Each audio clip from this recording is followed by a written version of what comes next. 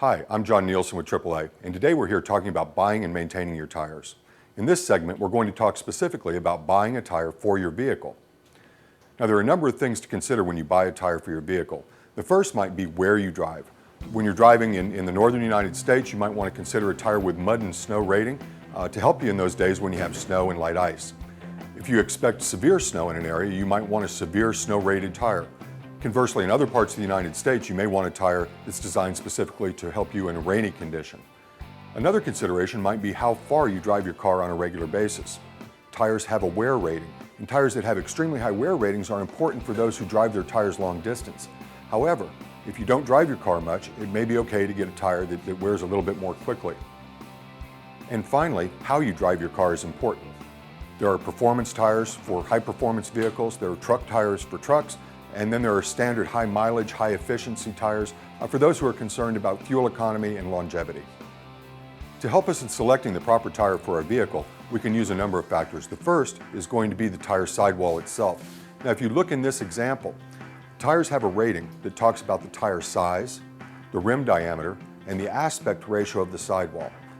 As we can see in this graphic, this tire is a P185/78R15. The first letter P stands for passenger car tire. If this were for a truck, it would say LT. The 185 actually talks about the width of the tread. How wide is the tire?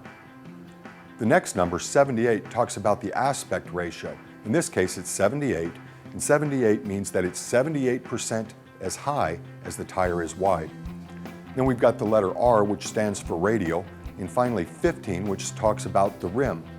Now, much of this is already designed in your car, and you have little choice in what you're going to put on. You need to make sure that the tire you're selecting is exactly right for your vehicle, fits the rim properly, and is of the proper width and aspect ratio. Two other numbers to pay attention to would be the maximum load capacity and finally the speed rating. The letter Q would indicate a tire that is speed rated up to 99 miles an hour. A Z-rated tire would be rated for more than 149 miles an hour. Each of these characteristics are unique to your vehicle. The specific information can be found in your owner's manual or also in the inside driver's door. One thing we can't leave out is the uniform tire quality grading system. This is on the sidewall of the tire and really talks about how the tire is going to wear, what kind of traction you can expect to get out of it, and the temperature that it's going to run at. The first number will be 400, 500, 600, and really talks about how long that tire is going to wear. In this case, the higher the number, the longer life we can expect from the tire. Traction is represented by letter, and A would be the best, which tells us how good the car is going to have traction in dry and wet conditions. The last letter is going to be actually the temperature that the tire runs at. And again, an A meaning that it runs coolest, that's the tire that's going to last the longest and is most desirable. Low-cost tires, while safe and certainly meeting minimum standards, may not give you the performance and life that you expect.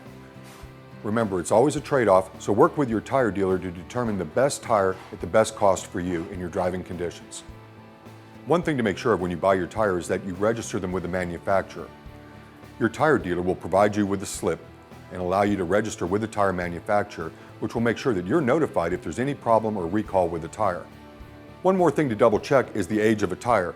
Tires are actually imprinted with the date they were manufactured. Most new tires should be less than a year old, but certainly no more than 4 years old. In the next segment, we're going to talk about how to maintain your tire.